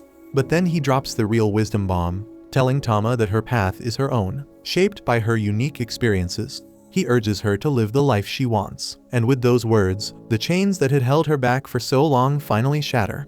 And for the first time, Tama truly feels free. Then a bright golden glow radiates from Tama as the crest of the divine beast appears on her hand, flooding her with a surge of energy. She stands tall once again with her resolve unshaken, while Kaibara sneers, turning to mock her. He quips that if this were some cliché anime or manga, she'd probably beat him now and waltz off into a happy ending. But since this is real life, he assures her, none of that is going to happen. He promises that she and her friends will die right in front of her, and he'll savor every moment as he devours her alive in front of her father. Tama, though, isn't rattled by his twisted threats, while Osamu casually lights a cigarette and tells Kaibara to give her a shot because he might just be shocked by how strong a modern, independent woman can be. Without a second's hesitation, Tama rushes at Kaibara, who tries to electrocute her away, but she expertly finds an opening and lands a punch that sends him reeling. Stunned by the unexpected blow, Kaibara barely has time to recover before she headbutts him like a charging ram, knocking him off balance. The infuriated Kaibara then tries to unleash a massive attack, but Tama is already in the zone, activating a special ability known as 100 Fangs, which slashes through Kaibara's body with relentless precision, and he drops to the ground, dead in his own pool of blood. Then the exhausted Tama collapses as well, and her father rushes to catch her while Annette hurries to heal her. Then Osamu strolls up to the king, handing him the book that belonged to his wife. The king is deeply grateful and thanks Osamu for his help, but Osamu, ever the cool-headed writer, tells him to thank his daughter instead. She was the one who did everything. He merely penned a story he found interesting. But just when they think it's all over, Kaibara's body starts to levitate, rising into the sky as it undergoes a grotesque transformation. He resurrects as a monstrous centipede demon abomination. Even Kaibara himself is startled by what's happening, but then he remembers he secretly had consumed the flesh of the previous demon king when they killed him. That dark act has now turned him into an even more powerful demon, far stronger than before. The king watches in despair, wondering if this is truly the end, as Tama lies exhausted and unable to fight. Just as Kaibara prepares to strike, his head is suddenly cleaved clean off by a swift blade. Everyone's eyes widen in shock as the daughter of the previous demon king Waldelia steps into view. The entire room freezes in shock, the king himself wondering what on earth is going on today. Waldelia, however, pays them no mind and walks straight up to Kaibara's twitching body. And when he recognizes her, he starts mocking her, bragging that her father was a tasty meal. This enrages Waldelia, and without hesitation, she channels a powerful dark magic beam that not only obliterates what's left of Kaibara's head, but also blows a massive hole through the castle's roof, leaving no trace of the abomination behind. Tama and the others immediately brace for another fight, expecting Waldelia to turn on them, but Osamu, unbothered by the chaos, casually appears behind the demon princess and asks if she feels better after her revenge. Waldelia is taken back to see Osamu alive, especially after she was sure she had killed him. She briefly stares him down, but rather than attack, she simply retreats to her dragon with a chilling promise to kill him the next time they meet. As the night finally gives way to dawn, a few weeks pass, and Osamu and his party prepare to leave the Beast Kingdom and continue their journey. But much to the group's dismay, Tama has decided to stay behind to help her father. Back at the castle, the king comes to a realization. Tama, with her wild spirit and thirst for adventure, is not cut out for the life of a princess. She can't sit still and is always seeking the next thrill, so he decides to let her go, freeing her to rejoin her friends on their journey. Tama rushes out, overjoyed, only to find Nurm struggling to drag Osamu's coffin, a cumbersome task that Nurm clearly isn't good at. Seeing her return, Nurm brightens up knowing she's there to help drag that ridiculous coffin into whatever wild adventure awaits them next. Our group finally arrives at a colossal tree, but despite Osamu's enthusiasm, his face tells a different story. This is the legendary World Tree, a holy symbol said to protect the nation and bless anyone who visits it, and nestled beside it is a quaint little village. Tama is dying to be the one to explain all this, but Annette brushes her off like she's invisible. Annette suggests they stop by the village to pray for safe travels, but Tama isn't about to let that snub slide. Meanwhile, Osamu, with his usual dark humor, tells the girls to hurry up and drag his coffin, but everyone's in for a shock when they discover that the once peaceful village has turned into a chaotic casino town. The villagers, who once lived simple lives in harmony with nature, are now a rowdy bunch, stabbing each other over God knows what. Osamu, out of sedation pills and fresh out of hope, starts wondering if there's a good tree around to end his misery. He even has to be told to stop munching on pebbles because the others want to go to talk to the mayor. The mayor spills the tea. A few months ago, some otherworlders rolled into town, fascinated by the world tree, and decided to stay. They built the casino, attracting all sorts of lunatics otherworlders from every corner of the place. The mayor then shows them a withering leaf, explaining that ever since these otherworlders arrived, the world tree has been growing weaker by the day, and now it's beginning to wilt. The tree seems to be mourning the arrival of the otherworlders, so the mayor pleads with our heroes for their help. Osamu has a request of his own and asks the mayor if he can fill his container with sedation pills. But before anyone can answer, a stranger who overheard their conversation boldly declares that he will save the tree. He's another worlder named Yamada, so naturally our heroes brace themselves for a potential fight. Yamada insists he's not like the rest of the crazies. He genuinely wants to bring peace. So Annette is now eager to help Yamada save the world tree, but when she turns around, she realizes that Osamu has already disappeared. Osamu feels unusually light on his feet and notices his posture has straightened out. His mind and body are in peak condition, which he absolutely despises. Then as he wanders, he spots a cave with smoke billowing out, immediately assuming it's a den of iniquity. Rushing over, his suspicions are confirmed. It's a seedy, corrupt place. So Osamu asks if he can join the debauchery party. But before he can settle in, a mysterious girl appears, offering to take him somewhere even more fun. This fun turns out to be a bar, and the girl assumes Osamu's had one too many drinks. But Osamu, ever the drama king, explains that his life is so unbearably sad that he's trying to drink himself into death. The girl, unimpressed by his melodrama, explains that the cave is where people addicted to the world tree's pain-relieving leaves go to waste away. Then Osamu laments how the thought of his body becoming healthy keeps him up at night. So the girl offers to help him fall asleep, claiming all he needs to do is watch her dance. Osamu is skeptical about that, but she tells him to just watch, so he agrees. As she dances, Osamu finds himself lulled into a rare moment of peace, calling it a pleasant night. Meanwhile, Annette is losing her mind, wailing like a banshee as she frantically searches for Osamu. Her horror peaks when the girl from the bar, carrying a passed-out Osamu, shows up at the mayor's house. The mayor is immediately furious, recognizing the girl as Ash, and scolds her for daring to come to his home. Ash wishes Osamu a good night and leaves, but the mayor mutters about how she's just another soul ruined by her own choices. Ash is infamous around the village, known as a witch with a dreadful reputation. She was the only one powerful enough to stand against the otherworlders when they started building the casino. But instead of fighting them, she opened a bar and started raking in cash by seducing fallen otherworlders with booze and dancing. The villagers despise her, labeling her a treacherous witch who sided with the enemy. Yamada, ever the self-righteous hero, decides that Ash, just like the otherworlders, must face justice. The mayor is pleased with Yamada's resolve and eagerly begs him to save their town. The next day, Osamu heads out, but Annette tries to remind him that the battle against the otherworlders is about to kick off. Osamu, in his typical nonchalant fashion, replies that he never signed up for that nonsense in the first place. All he wants is the peace he finds at the bar. Annette, not one to give up easily, tries to stop him, but Yamada steps in, saying it's pointless because Osamu's already fallen under the witch's spell. Annette refuses to just let him go, but Yamada reassures her that once they fix the town, Osamu will snap out of it. At the bar, Osamu credits Ash for helping him forget his troubled past, which finally allowed him to get some sleep. Ash then warns him about getting too close to her, hinting that she might end up ruining him. But Osamu says that's exactly what he wants. They then toast to their misery, and Ash begins to explain the legend of the world tree. According to her, when the spirit of the tree descends, all the weak and sick will be saved. She suggests that Osamu pray to the tree to ease his pain, but Osamu, with uncharacteristic insight, surprises her by revealing that he knows she's the one who truly needs saving. He tells her that her dancing was filled with sadness, leaving her speechless. Just then, a group of thugs barges in, ordering drinks like they own the place. One of the goons threatens another guy who lost all his money, telling him to get it back, or he'll be making a donation of his kidneys. The thug then complains to his boss that the casino isn't raking in as much cash because fewer people are gambling, and he suggests they move the casino. But the boss dismisses the idea, saying they just need to lure in the villagers from across the nearby bridge.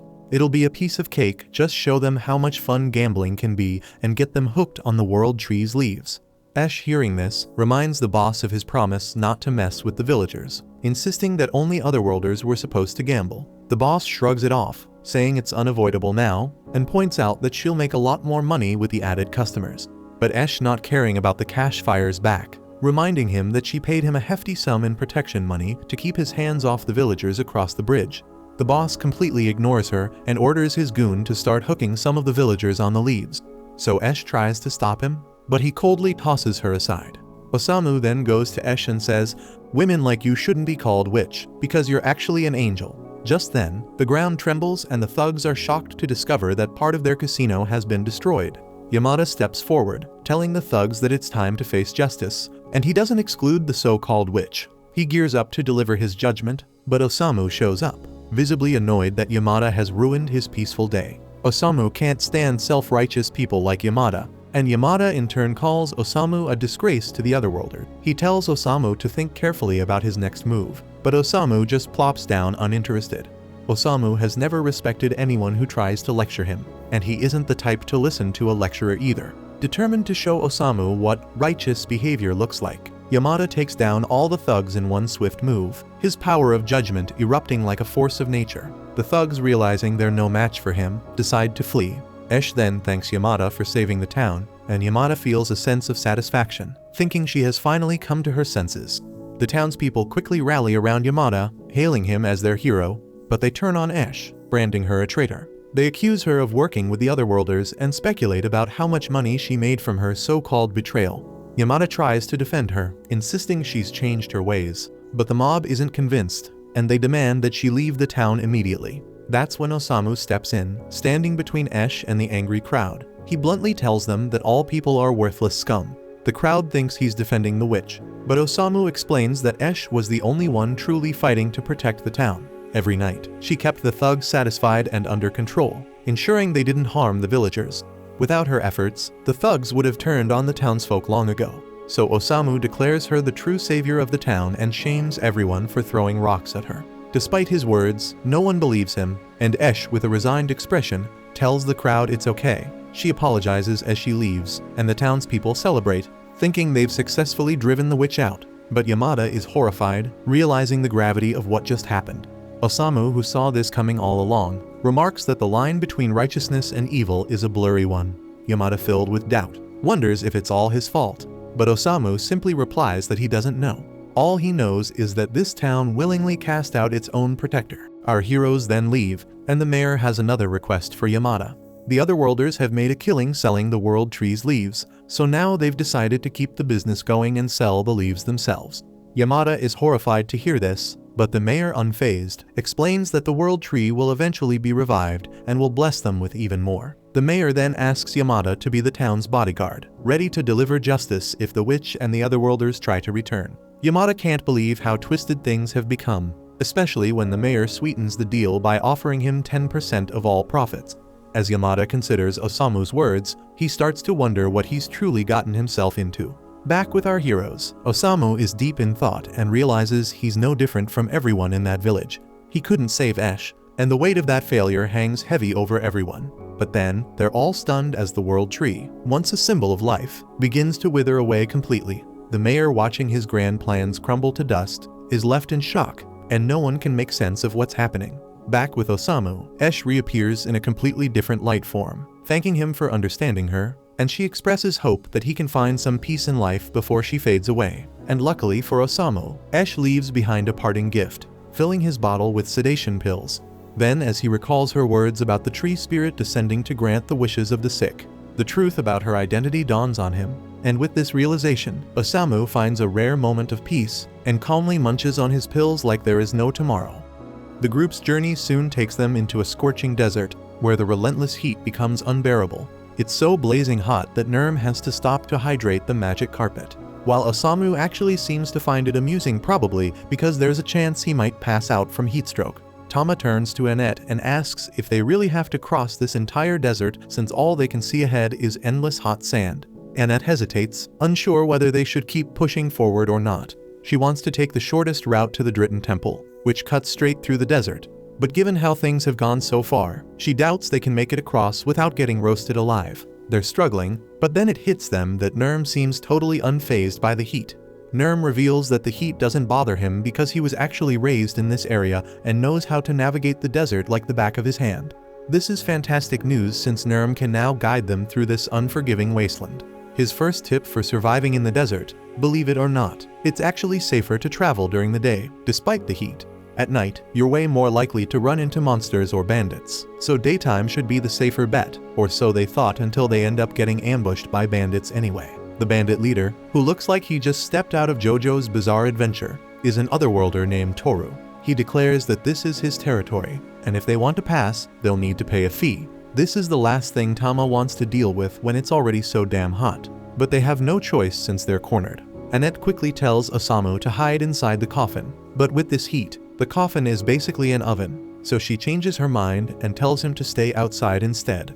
Tama and Annette spring into action, fighting off the bandits together. With all the adventures they've been through, they are far too powerful for the bandits to handle. However, it looks like Osamu has already passed out from heatstroke, and Toru sees him as a defenseless target and decides to make his move on him instead. Nurm then stands close to Osamu, ready to defend him from Toru, but he's still too scared to draw his sword. Toru stops in front of Nurm and taunts him, mocking the idea that someone who's clearly never held a sword thinks he can protect anyone. He reminds Nurm that wielding a sword means being prepared to die, and he's not above killing kids. Toru even threatens to use his scorpion venom to give Nurm a slow, painful death and asks if that's really what he wants.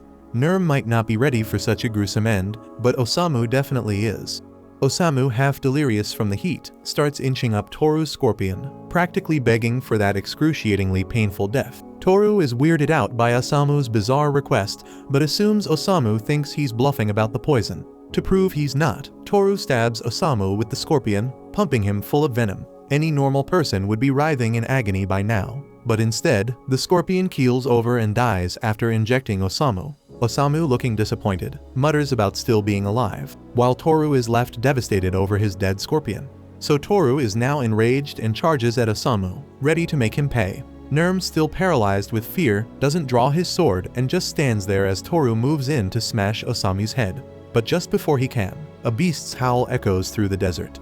Toru's gang recognizes the sound of a desert wolf and knows they need to get out fast. So Toru reluctantly orders a retreat, swearing vengeance for his scorpion. With the danger gone, Annette starts healing the hole in Osamu's chest. But despite winning the battle, Nurm feels downcast, ashamed that he couldn't find the courage to fight when his friend needed him most. Tama steps over, trying to lift Nurm's spirits, saying it's not a big deal if he was too scared to act this time, he can just step up the next time they're in a fight. After Annette finishes healing Osamu, Nurm apologizes for not being able to protect him. Nurm is beating himself up, calling himself a coward. But Osamu steps in and reassures him, saying it's not his fault. No one starts out as a hero. People become stronger by facing their failures and pushing forward despite them. He tells Nurm not to be so hard on himself. Meanwhile, Annette is worried about the beastly sound they heard earlier and doesn't want to stick around, so she asks Nurm to lead the way. Feeling a bit more hopeful now that he can be useful, Nurm guides the group to the place where he grew up.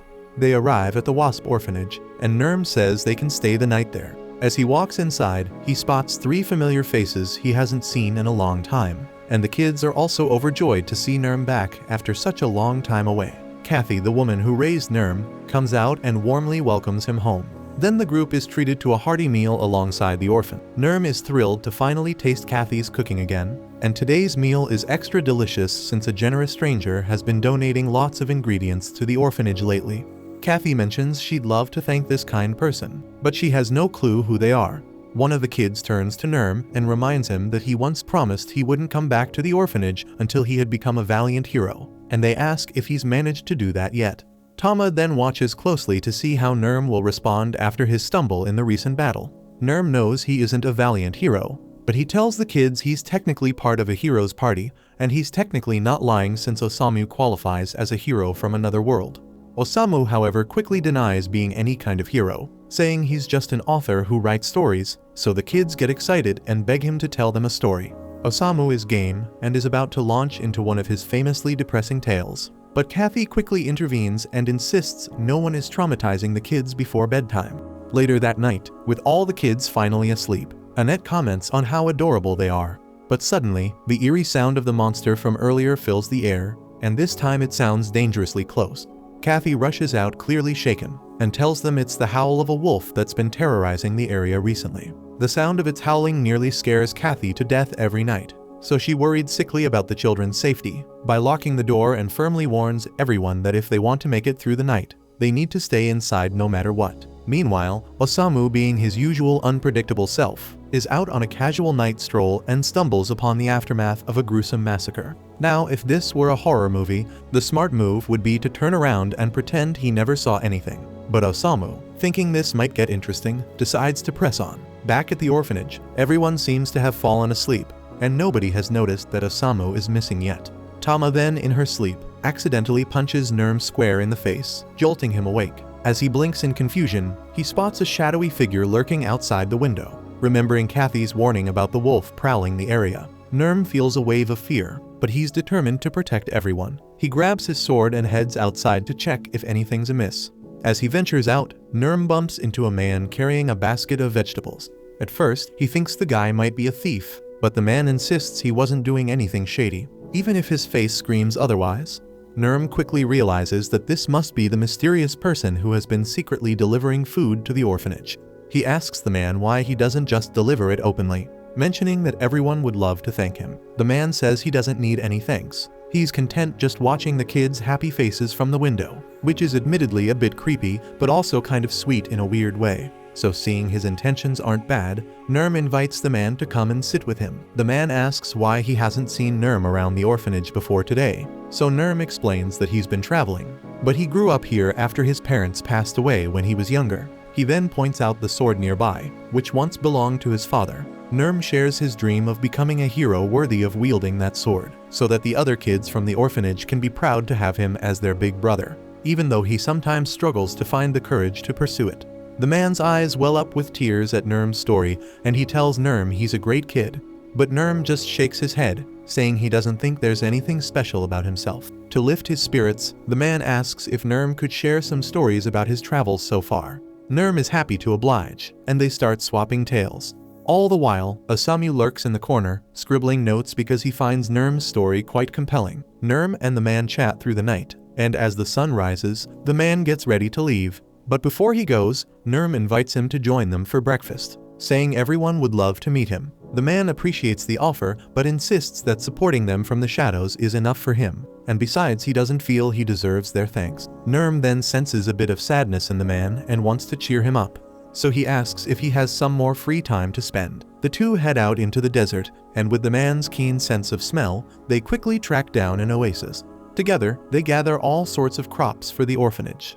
Meanwhile, back at the orphanage, Osamu has reached his limit with the kids' antics and decides to retreat back into his coffin to avoid them. Annette and Tama find this absolutely hilarious, but then they hear a noise outside. So they open the door and are stunned to see a pile of fresh food waiting on their doorstep. Later that day, Nurm is worn out from all the hard work he's been doing all morning, but he's feeling pretty good about himself for gathering so much food for the orphanage and spending time with the man. A bit later, Kathy bursts into the room with awful news. Nurm was expecting to hear about the mountain of food that had been delivered, but instead, she tells him that one of the kids, Nate, has been kidnapped by Toru's gang. Toru is right outside, threatening to hurt Nate badly unless the orphanage pays up.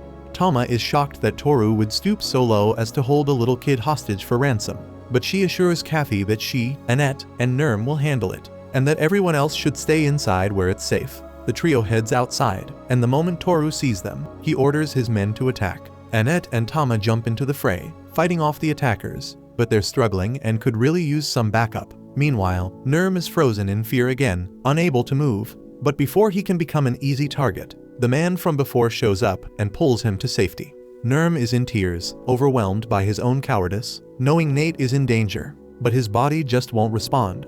The man flashes back to a time when he too failed to protect someone he loved, and he's not about to let history repeat itself with Nurm. He turns to Nurm and tells him he will take care of everything from here on out. He confesses that he's an otherworlder and back on Earth. He lost someone dear to him because he was too weak, but here in this world, he finally has the power to protect what matters.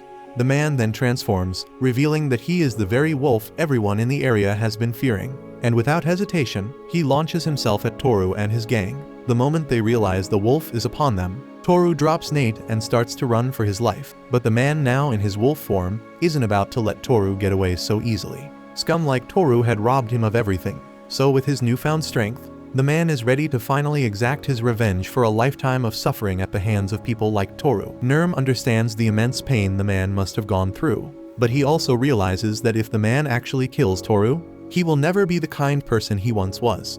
So Nurm finally musters the courage to draw his sword and steps in front of Toru to stop the man from delivering the killing blow. Toru tries to seize the moment to escape, but the man, driven by rage, continues his pursuit and destroys Toru's new scorpion bike. Just as the man is about to finish Toru off, Nurm blocks his path again and drops his sword, appealing to the man's sense of humanity. This is enough to break through the man's bloodlust, and he snaps back to his senses, ashamed of how monstrous he had been acting. Nurm then extends a hand to the man, telling him it's okay, and they all head back into the orphanage to hear his story. The man reveals he had been alone for a long time, having lost his parents at a young age, but one day a kind boy reached out to him and showed him the warmth of friendship. But those happy days were short-lived. The boy was cornered by bullies and beaten down. The man witnessed the whole thing but knew he was powerless to help, so he turned away and wheeled himself out of their right when Truck Kuon struck. Osamu's ability activates, and he comments that although he thinks the man acted cowardly, he is still kinder than most people. Even with the power of his gift, the man chose to use it to scare off evildoers rather than succumbing to the darkness. The man realizes he is being called back to Earth and expresses his gratitude, saying he's glad he got to meet everyone. Moments later, he vanishes and wakes up back on Earth, just as Truck Kuon begins to leave. Looking up, he sees the kind boy coming over to check on him. Overwhelmed, he breaks down in tears, thankful to see his friend again. Back at the Demon Lord's castle, one of the 7 evil heroes learns that Kaibara was slain during his attempt to take over Grun, and another of their number, Sengoku, is struggling in the desert against the dwarven strongholds. They had made the mistake of underestimating the dwarves' allies from Helsahan, and he begrudgingly admits that the so-called Wizard of Hurricanes is truly a force to be reckoned with. We cut to the desert, where a bloody battle is raging, and the dwarven forces are fighting fiercely. The priests are present to lend their support, but Wolf seems more concerned with the fact that he's out of booze.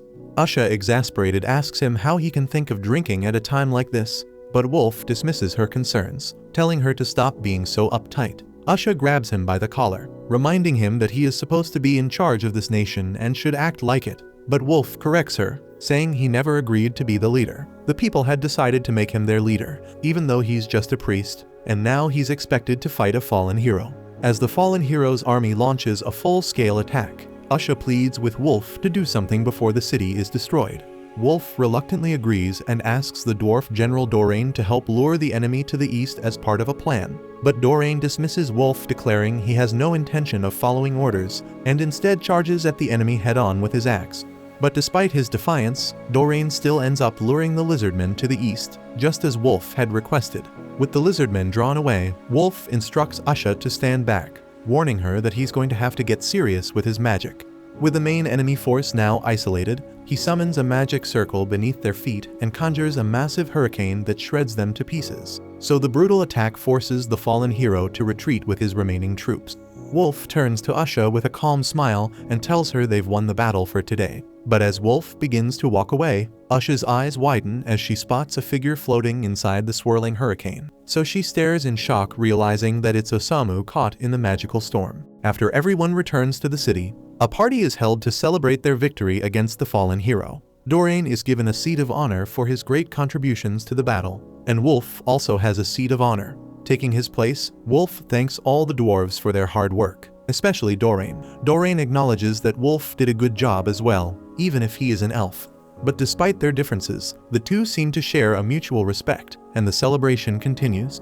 In the background, Tama and Nurm are seen stuffing their faces with as much food as they can, while Usha watches them with a smile. She hadn't expected to run into Annette and the others anytime soon, so she is surprised to see them here. Annette explains that her group got lost in the desert, and before they knew it, Osamu had been swept up in a sand hurricane. Usha asks how Osamu is doing, and Annette assures her that he's fine. He only suffered minor injuries because he was mostly protected inside his coffin, though Osamu doesn't think of it as a blessing since he ended up surviving because of it. And to make matters worse, his precious coffin was destroyed, but Annette promises to buy him a new one as soon as she can. Wolf then approaches to apologize to Osamu for accidentally catching him in his hurricane and nearly killing him.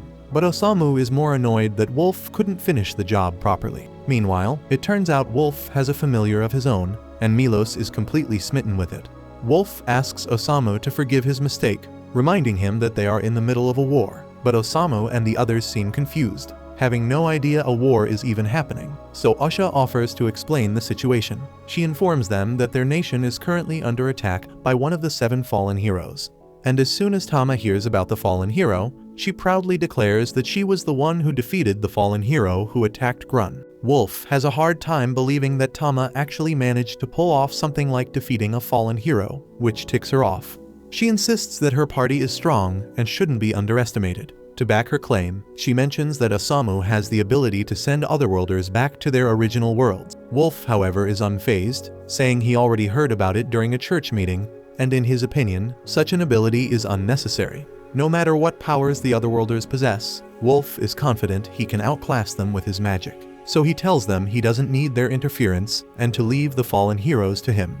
As he walks away, Tama mutters, asking if Wolf is really strong enough to justify being such a jerk. Usha, however, confirms that Wolf actually is that powerful, and he's known as the Wizard of Storms, one of the strongest mages in the entire world. Even the fallen heroes would struggle to withstand his incredible magic.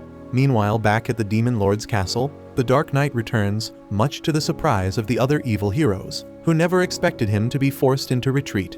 He brushes it off, stating it's no problem because he plans to fight in the battle personally tomorrow, and this time he is confident he won't lose. One of the other heroes, however, suggests it might be better to let the women handle this battle since they're much better suited for it. As we see a close-up of one of the women's hands, there is a rope around it, similar to the one Osamu has, implying she is Sachin. The other woman, busy making origami, is asked if she's ready to fight. She stares back blankly, silently agreeing to join the battle. Back at the dwarf village, Osamu takes a walk with Melos, who is feeling depressed after being rejected.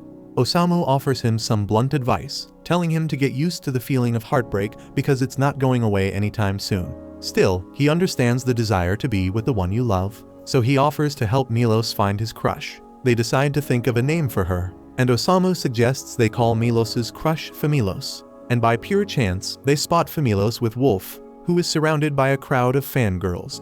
The women fawn over Wolf, offering to take turns with him, but Wolf turns them all down for today and walks away. Osamu remarks that Wolf seems to be quite popular with the ladies, unlike Melos. However, he encourages Melos not to give up on courting Familos, reassuring him that persistence might eventually win her over. Osamu and Melos then continue to follow Wolf and Familos until they arrive at an old house, where Wolf knocks on the door. There's no answer, and Wolf accepts that the woman inside doesn't want to talk to him at the moment. He tells her that he must continue with the war, but once it's over, he promises to come back for her.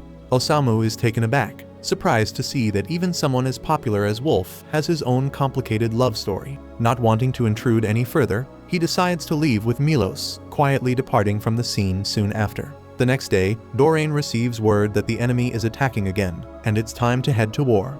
Tama eagerly gets up, saying she wants to fight too, but Doreen tells her there's no need. He reminds her that she and the others are guests and insists she let him handle it. Outside, Doreen and Wolf then address the dwarf army, declaring that today is the day they will finally end the war once and for all. The dwarves, fueled by determination, rally for battle, and things initially seem to be going well. But suddenly, a damn dragon appears, unleashing a devastating blast across the entire area. This is the Jade Dark Dragon, a creature once belonging to the Dark Lord, now under the control of an otherworlder. Wolf feels pity for the dragon, but he doesn't see it as much of a threat. He's taken down plenty of dragons before, and this one should be no different. As he prepares to blast it with his magic, his eyes lock with those of a fallen hero riding the dragon, and suddenly, he finds himself unable to cast his spell. The girl dismounts the dragon and greets Wolf as her former master. Before he can respond, she uses her powers to capture him, so Usher rushes to help, but the girl touches Usha's hand with her dark power, causing a sudden wave of weakness that brings Usha to her knees.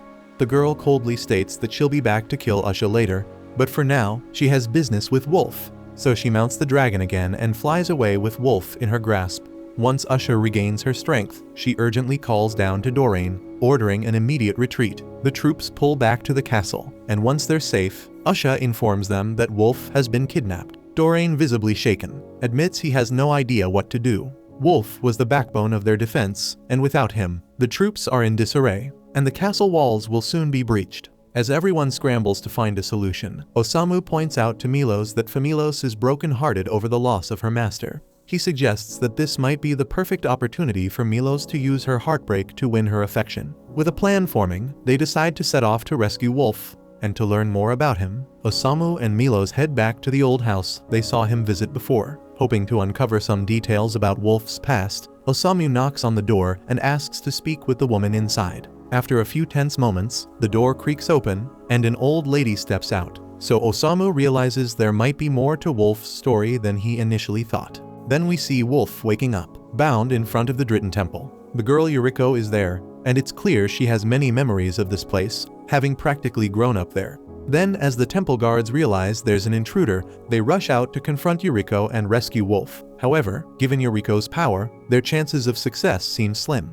As Yuriko prepares to kill the guards, she thanks Wolf, explaining that it's because of him she was able to fully master her abilities. She warns him to stay out of her way so she won't have to kill him too. Back at the dwarf castle, Usha shares her theory with the others, suggesting that Yuriko was once Wolf's student. She mentions that Wolf used to be very passionate about training otherworlders, but one day he abruptly stopped and turned to alcohol to drown his sorrows. While she isn't certain if Yuriko is the reason behind Wolf's behavior, she emphasizes that their top priority is rescuing him, so she urges Doreen to send soldiers to aid in the rescue. Doreen wishes he could help, but explains that the castle is currently surrounded, and he doesn't have any soldiers to spare. With no other options, Tama steps up, volunteering herself and the others to go rescue Wolf instead. Annette agrees and turns to ask Osamu if he is on board with the plan, but she realizes that he isn't there. He's been missing for a while. Just then, Osamu walks into the room carrying the old lady they met earlier, causing quite a stir. Annette is visibly upset, tears in her eyes because Osamu has never carried her like that before. By the next morning, the team is ready to depart for the Dritten Temple to rescue Wolf. Doreen apologizes for not being able to send any soldiers with them, but Tama reassures him, saying it's fine since he crafted new equipment for everyone. However, Osamu grumbles that the gear he ordered hasn't arrived yet, and he is far from a satisfied customer. Then Doreen tries to explain that Osamu's request was very complex and will take longer to complete, but Osamu dismissively tells him to hurry up and get it done. Usha steps in, reminding everyone that they need to get moving since Wolf's life is still in danger. But there's still the question of how they're going to reach the Dritten Temple, all the way on the other side of the desert, without exhausting themselves. Just then, they hear a voice coming from beneath the sand, and it's Toru. Tama assumes Toru is here to pick a fight again, but he quickly assures her that he isn't looking for trouble. He explains that after Nurm saved him from a mauling, he turned his life around. Now, he works as a bus driver by day and protects the orphanage by night. Tama and Nurm have never heard of a bus before, so Toru decides to give them a demonstration using a random desert tiger nearby. He uses his ability to transform it into a tiger bus and invites everyone to hop aboard. Everyone climbs on, but when Osamu tries to board, Toru gives him a Sparta kick, knocking him back on his ass, and tells him that he's still holding a grudge for the destruction of his beloved Scorpion cycle. With a smirk, Toru drives off, refusing to turn back, leaving Osamu still lying on the ground without any means of transportation. Resigns himself to not being much use this time around. However, the old lady pleads with Osamu, asking him to take her to Wolf. Seeing the sincerity in her eyes and recognizing how deeply she cares for Wolf, Osamu decides he can't just give up. Determined to do his best, he agrees to help her get to Wolf, despite the challenges ahead. Thanks for watching. Subscribe to not miss the next part.